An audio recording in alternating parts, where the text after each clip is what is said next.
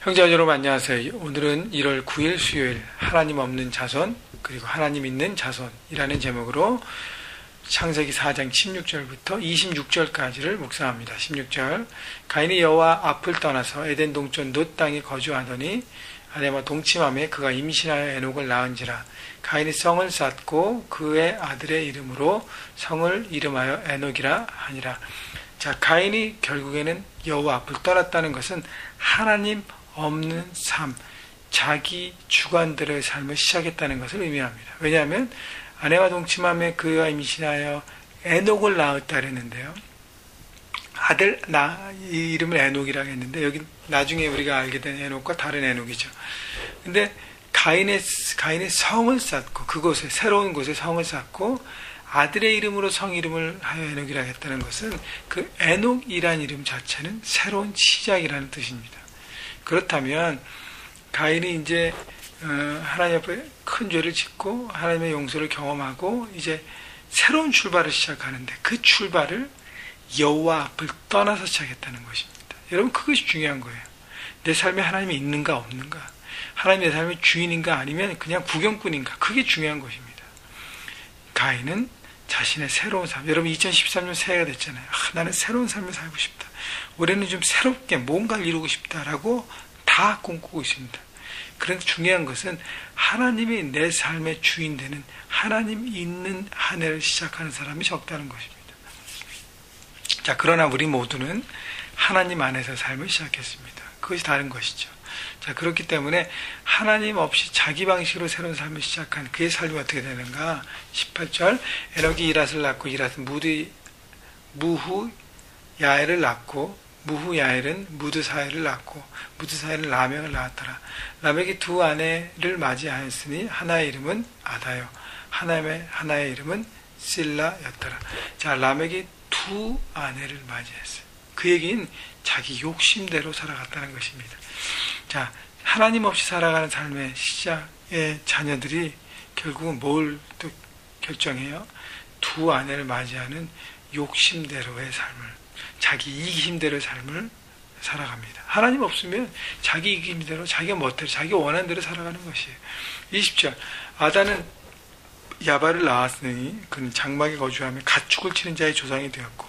자, 하나님 없는 삶을 살았지만 이들은 문명을 발달시키고 화려한 삶을 삽니다. 하나님이 주신 창조의 형상, 하나님의 형상이 있잖아요. 그런 능력들이 있지 않습니까? 그래서 개발합니다. 화려하게 삽니다. 그래서 가축 치는 자의 조상이 되었고, 그 다음에 21절 그 아버의 이름은 유발이니 그는 수금과 퉁소를 잡는 자 모든 자의 조상이 되었으며 음악, 뮤지션이었다는 거예요. 음악하는 자의 조상이 되었고, 22절 실라는 두발가인을 낳았으니 그는 구리와 쇠로 여러 가지 기구를 만드는 자여 두발가인의 누이는 나아마였더라. 그러니까 어떤 기술하는, 제조, 과학, 기술, 어떤 기술하는 거에 조상이 되었다는 것이죠. 그래서 화려한 인생들을 살아갑니다. 정말 멋지게 여러 가지들을 하고 삽니다. 그런데 중요한 것은요, 23절 보십시오. 라멕의 이 아내들에게 이르되 아다와 실라여 내 목소리를 들으라. 라멕의 아내들이여 내 말을 들으라. 나의 상처로 말미암아 내가 사람을 죽였고 나의 상함으로 말미암아 소년을 죽였도다. 가인을 위하여 벌이 7배일진데 라멕을 위하여는 벌이 77배이로다 하였더라.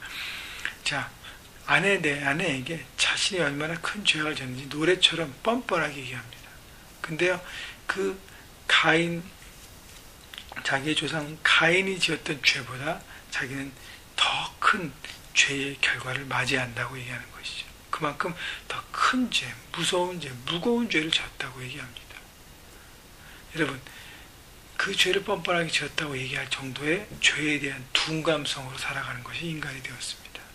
여러분, 하나님을 떠나서 산 사람의 어떤 후손들의 결과들이, 그런 삶의 결과들이, 자손들의 결과들이 결국 이기심대로 또 많은 것들을 개발하고 화려하게 살지만 결국 자기 이기심대로, 자기 상처 때문에 다른 사람을 죽이고 그것을 뻔뻔하게 얘기하고 그 죄의 무거운 확산성을 가지는 그런 삶의 결과를 낳았다는 것이죠. 하나님 없는 삶의 결과라는 것입니다. 자, 그런데 25절. 아담이 다시 자기 아내와 동침하며 그가 아들을 낳아 그의 이름을 셋이라 하였으니 이는 하나님이 내게 가인이 죽인 아벨 대신에 다른 씨를 주셨다 함이며. 자, 아담은 하나님 안에 거하는 삶을 삽니다. 그래서 하나님이 대신 주신 죽은 아벨 대신 더 다른 씨 셋이라는 새로운 아들을 주시고 그 아들을 통해서 하나님의 안에서의 삶을 시작하게 하십니다.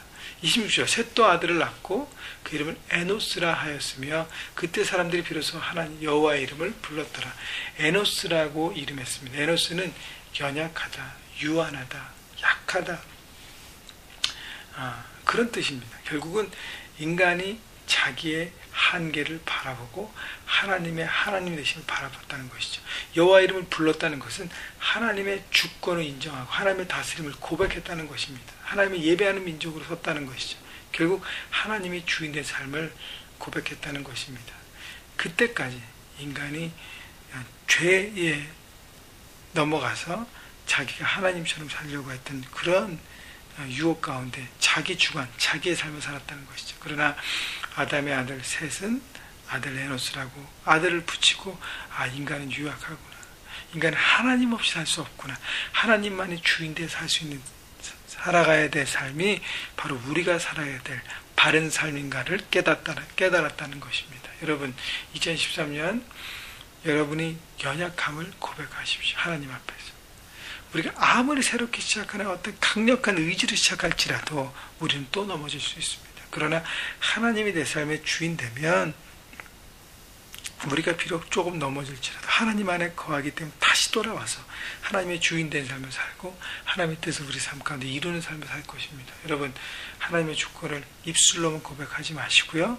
여러분의 시간과 에너지와 물질과 여러분의 중심이 어디에 드리고 있냐를 돌아보시면서 하나님의 주인 된 삶을 2013년 살아가면서 여러분 하나님 안에서 귀한 열매들을 귀한 희망과 미래를 만들어 가신 여러분 모두가 되시기를 주님의 이름으로 축원합니다.